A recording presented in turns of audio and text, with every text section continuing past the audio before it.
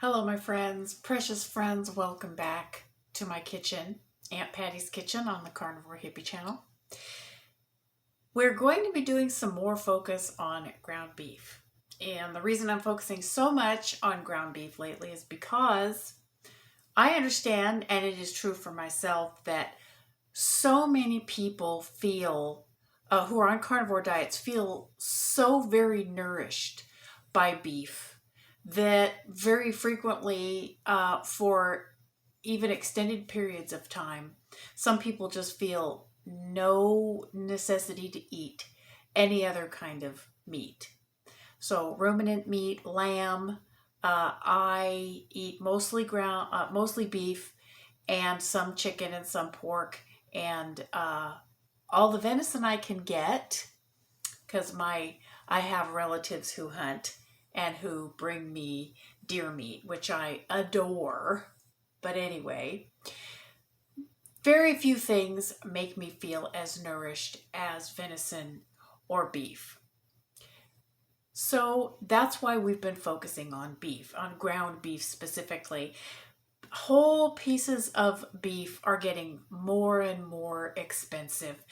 So in order to maintain our feelings of health and vitality, a lot of us are turning to a lot of ground beef just because it is cost effective. So rather than having to sit down and plow through a bowl of fried up ground beef nuggets or more and more and more ground beef patties every day, I want to show you some things that you can do that are not difficult, that will add variety and excitement to your consumption of ground beef. And today we're going to make two sausage recipes. One is going to be an Italian style sausage, which is ordinarily made from pork, and a breakfast style sausage, which is again ordinarily made from pork, although you can commonly find it made with turkey nowadays. And you can certainly use this recipe to make a turkey version of this. You can use whatever kind of ground meat you want actually with these spices to make your own version of these sausages, kind of a clean version, so that you don't have to worry what's in them. But specifically, the spices have been balanced for the stronger flavor of ground beef. So if you don't tolerate pork or chicken or turkey very well, or if you just want to focus on beef because that's what makes you feel awesome, here's some recipes for you. You can have a traditionally flavored Italian sausage or breakfast sausage made with ground beef instead of pork. Now, I've noticed you can buy these ground beef based sausages in certain markets, but they tend to be really expensive, more expensive than they ought to be, in my opinion. And of course, if somebody else is making the sausage, sometimes you just can't really be 100% sure what's going into them. So this is easy. It's fast. You can do it on your own, and then you'll have all the beef-based sausage you could ever want or need right at your fingertips whenever you want it. So let's get started. The first one we're going to do is we're going to do an Italian, traditionally flavored Italian sausage with ground beef. So let's talk about our seasonings. Let me adjust my lighting a little bit. There we go. So right here I have a coffee grinder.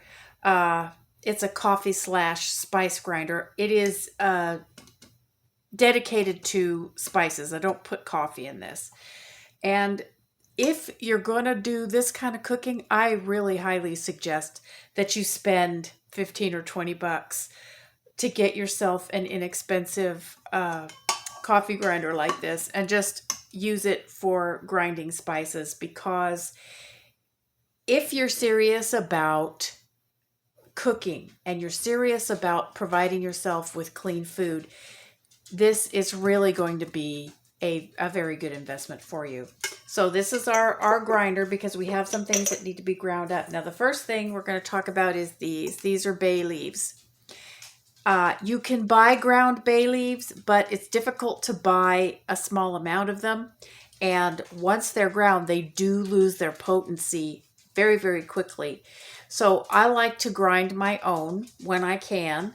And if you just don't want to mess with it, and you just don't have any ground bay leaf, and you don't want to buy a whole bunch of it just to make one recipe of Italian sausage, you can go ahead and leave it out. But it's such a characteristic flavor of Italian sausage that your Italian sausage just might not taste exactly like the Italian sausage that you get from the butcher. So just be aware of that. So we're going to crush these little leaves up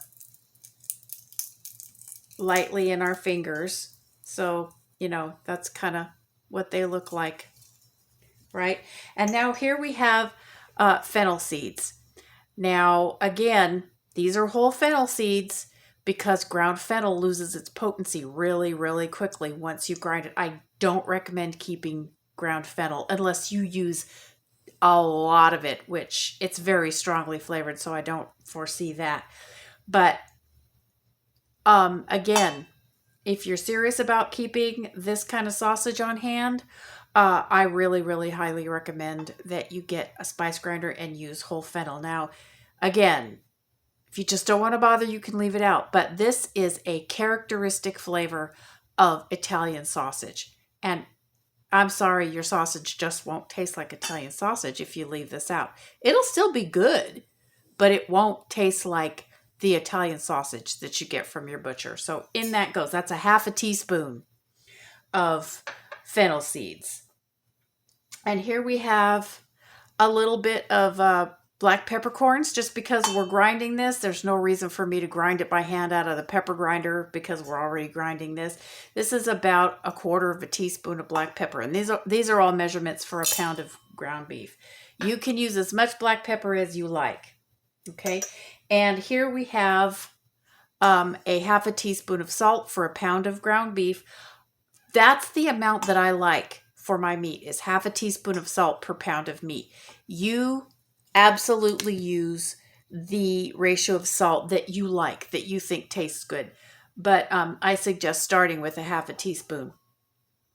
And we're putting that in as a grinding aid because everybody knows salt is a rock.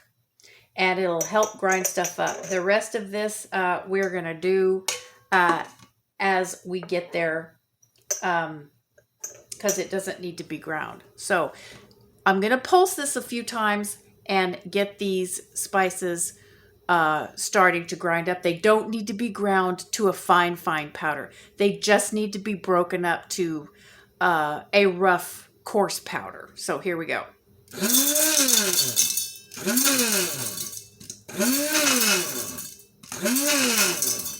And I'm pulsing because if you just push it down and let it go, a lot of the spices just stay at the top of the grinder and just go round and round, and they don't really impact with the blades. When you pulse it, the whole spices impact with the blades more frequently, and so actually they get ground with less energy.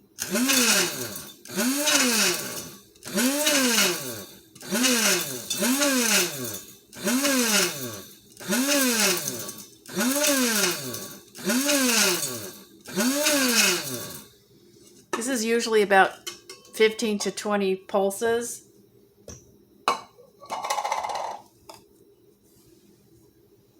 Now you can see this is not a fine powder, but it's a very coarse powder, and that's good enough. There's still some reasonably big chunks of black pepper inside there. That's okay. Or if you like your black pepper super fine, you can just go ahead and grind it by hand in the food grinder.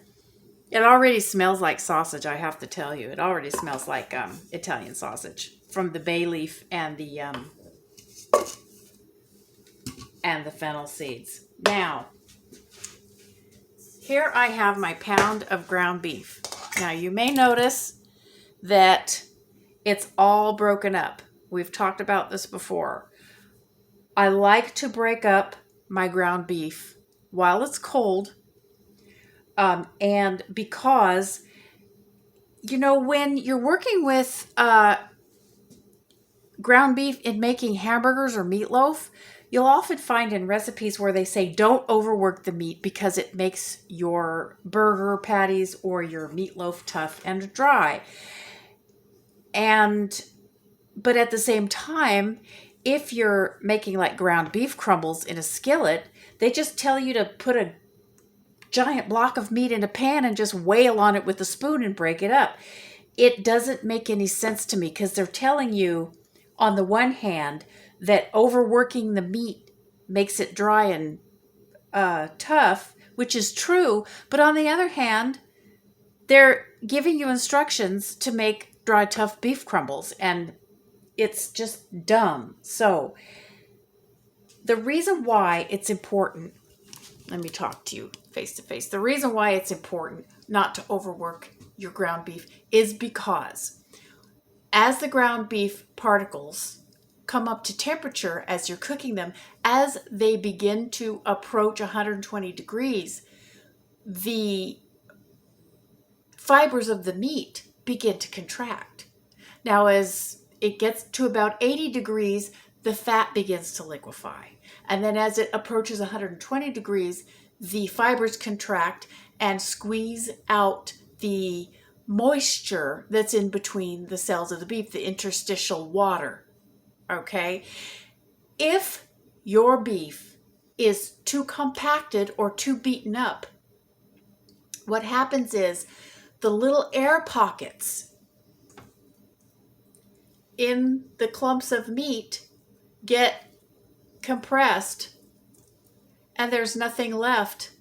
When the fat and the water gets squished out of the meat fibers, if there's no little microscopic channels or air pockets in there, there's nowhere for those lovely juices to go except out into the pan, right? If there's little air pockets and channels, those little juices hide in those little air pockets and channels.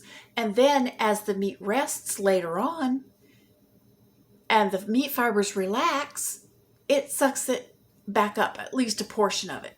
And it helps the meat and the juice and the fat to stay in the meat mass rather than just getting squished out into the pan, where you really can't salvage it unless you make a gravy, but then you've just got really tasty gravy on a dry, tough meat patty, which, I guess is better than nothing, but it's not really what we want to go for. So they tell you not to overwork the meat, but then they never tell you how to avoid doing it. So that's what I'm going to tell you. I'm going to tell you how to avoid overworking your ground beef. Okay? So back to our bowl. Here we have a pound of ground beef, and I've broken it up with my fingers. It's easier to do this when it's cold. Into as small of crumbles while it's raw as I can. And you can do this on a plate as well. You see I've got a broad bowl here.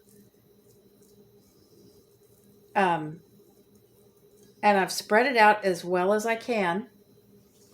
And now I'm just going to take my spice mixture and I'm going to sprinkle it as evenly as I can over the ground beef. Whoops. And here we have the rest of our seasonings. This is a half a teaspoon of dried ground garlic. And on it goes. The more evenly you can get it sprinkled on at this stage, the less you're going to have to work your ground beef. Here is a pinch of dried oregano and a pinch of dried thyme. Altogether, it's maybe a quarter teaspoon. You don't need a lot. And I'm going to take that and rub it between the heel of one hand and the palm of another until it gets kind of a little bit more crushed, and sprinkle that in. And here I have about 2 teaspoons of dried parsley. You can do about a tablespoon of fresh chopped parsley if that's what you want to do, but I don't think it makes much difference in this recipe. So I'm just going to opt for convenience and mush it up and put it right in there. Okay, now Here's where you avoid over mixing it. We already have it pretty well mixed in just from the action of having spread the beef out. And I'm just going to take my hand and I'm going to turn the beef over and just toss the seasoning so that it distributes all through the little beef chunks. And now that once that is done, now I'm going to knead it a little bit more, just a little bit, to get the final distribution of spices. All right, and it doesn't take much. And this, precious friends, is how you avoid overworking your sausage meat or overworking your beef. Like I say, so many recipes, they say don't overwork the meat, but then they stop there. They don't tell you, what if you don't know how to avoid overworking it? What if you don't know what overworking looks like? You know, how many, and you just end up having to do it by trial and error. Now, this is a pound of meat, like I said. Oh, it already smells delicious. And I am going to roll this into a log, because we are going to let this sit in the refrigerator for several hours. You can cook it just like this, but it will taste so much better and more delicious if it's allowed to take a nap in the refrigerator. Now, you may notice I'm kind of pushing the ends in because otherwise this tends to get kind of torpedo shaped. And I just don't like it that way, because then if I want to go ahead and try to slice off slices, and this is really useful for the breakfast sausage coming up. If you want to slice off slices, then if it's torpedo shaped, you have teeny tiny slices on the ends and great big fat slices in the middle, and that's inconvenient for serving. But my cooking school background kind of makes me particular with serving sizes. So there we go. And now we're going to, what did I do with it? Oh, there it is. Again, if I was organized, the universe might suffer. This is a press and seal, Glad press and seal wrap, and I like this because it has a little bit of sticky stuff on it, and when we wrap the little log up, it seals itself. But you can use anything you want to wrap this up. You can use regular old plastic wrap and just tie it up with string, or you can just fold the ends over if you like, or you can just put it in the refrigerator in a bowl and use it loose. But I like putting it in a log. So now that we've got it, I'm going to squish it on the ends, and I'm just going to roll it like this.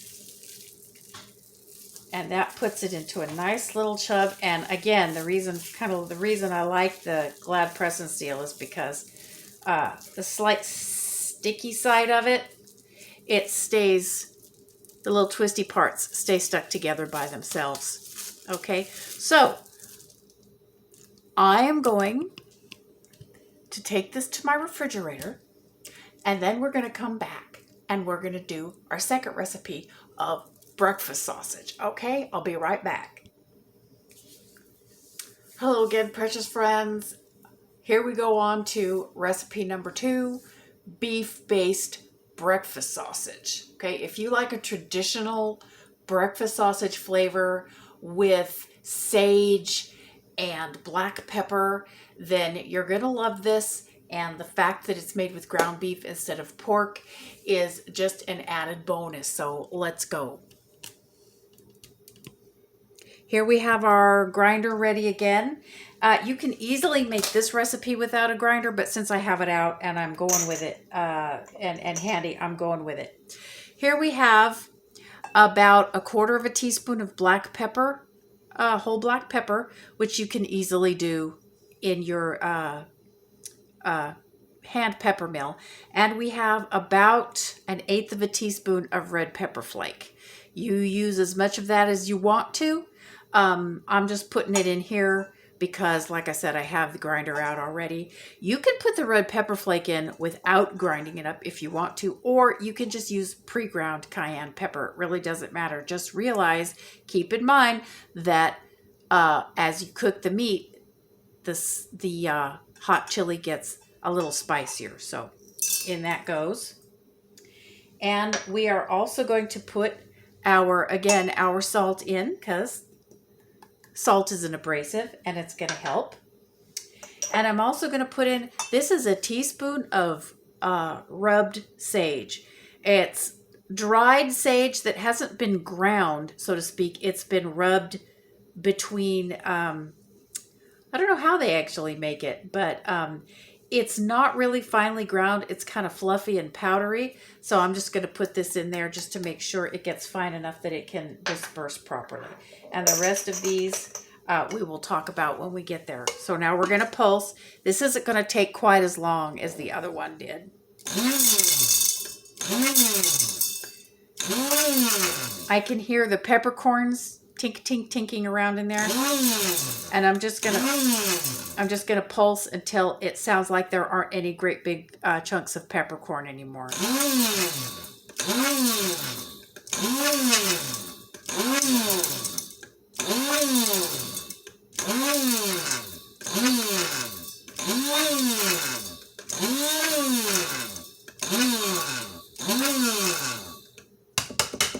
That sounds about right. Yep, here we go. So you can see, again, it's a coarse powder. Oh, oh, goodness. Yeah, watch out for that pepper flake and that black pepper. I just got a whiff of the powder puffed up out of there and I accidentally inhaled it. And yeah, that's quite an experience that you don't really want. No, you don't want that stuff in your lungs. You want it in the bowl and you want it in your belly. So here we go again. We've got our meat spread out, crumbled like we had last time, as I explained. Just distribute this spice. And also we have a teaspoon of onion powder.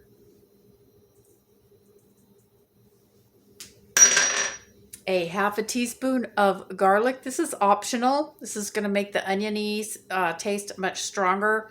But some traditional breakfast sausage recipes don't use it, but I like it.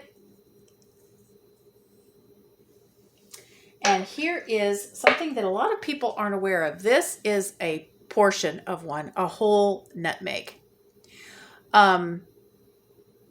Just imagine, this is about half of one. Just imagine what it would look like if the back end was exactly the same as the front end.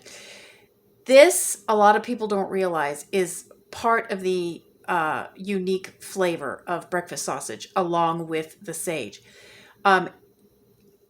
I keep these around. They're expensive, but they last forever. I bought a jar of these for about $10 like 6 years ago, and I still have 3 of them. All right. I use them almost anywhere that I use black pepper, because I think nutmeg and black pepper just support each other flavor-wise so beautifully. They go together so well. And so we're going to put this in our sausage. If you want to use ground nutmeg, I don't recommend you leave it out, but I really highly recommend just get some whole nutmeg and grate it on your microplane grater. Or you can do it like, let me show you what Jacques Pepin taught me. You can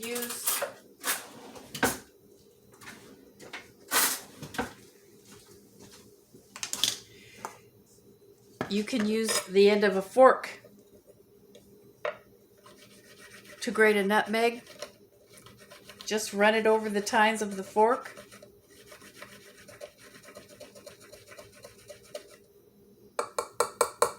If you don't have a microplane grater, I don't know if you can see that. Here, let me just pick it up and I can show it to you. It's a little bit more effort, but you can see it has ground the nutmeg just beautifully. So if you don't have a microplane grater, you don't have to have one. Or the other thing you can do, where did it go? Nutmeggy, there, oh, there you went. You can just take it and you can just shave it off with the side of your knife. Although this is a little more dangerous because sometimes you end up chopping off big hunks of it. So those are different ways that you can deal with your nutmeg. But they're a lot more effort than just getting yourself a microplane grater, because you're going to need one of these anyway for a carnivore diet, because you're going to need to grate your Parmesan and your Romano cheese and your other hard cheeses. And this is just, and your lemon zest and your lime zest for your Asian recipes that we just did. For your lob, you're going to need to grate some lime zest. And for your Mexican food, you're going to need, sometimes you're going to want a little lemon zest or a little lime zest. So yeah, go ahead and get yourself one of these. They're not that expensive. This one was like $6 or $7, and they're really useful. So we're going to take about 10 or 12 scrapes of this nutmeg on the microplane grater.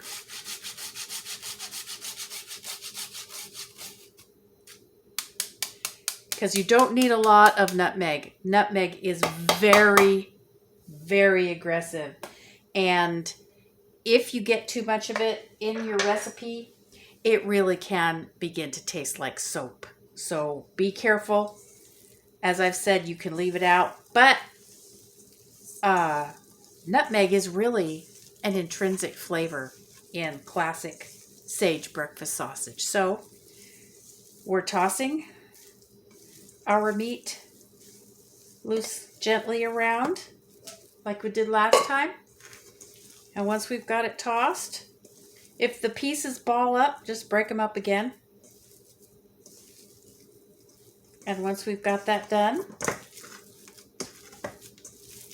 we're going to knead it just for a moment.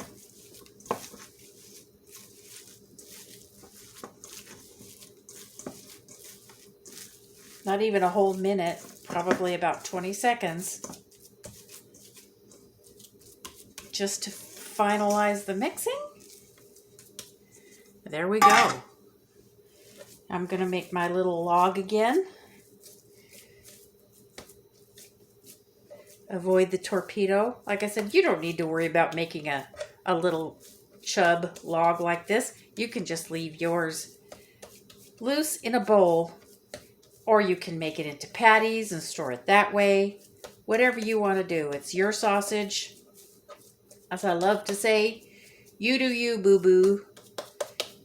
And I'll do me, sweet pea. And we will get along just fine. Sunshine. So, here we go. Again, my piece of present seal wrap.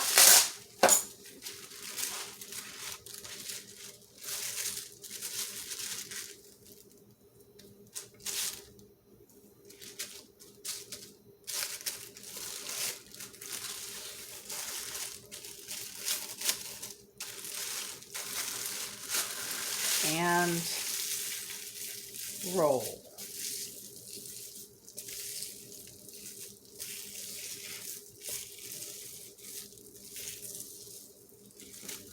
And there you have it. Now, this video is long enough at this point, and rest assured, I will post some videos of the lovely, lovely things that we are going to do with this. I have a wonderful recipe in mind for our breakfast sausage. We're going to make a wonderful breakfast that you can hold right in your hand and keeps in the refrigerator for days and reheats really easily, especially in an air fryer, or you can just eat it cold right out of the fridge. And we will be making some delicious meatballs with our Italian sausage that's already sitting in the fridge. So like I said, this is long enough already. I will be joining you again very, very soon. I will be posting those new videos where we'll actually be cooking our sausage. But until then, thank you for joining me. I wish you peace, love, and meat, and I love you all. We will talk again soon. Bye.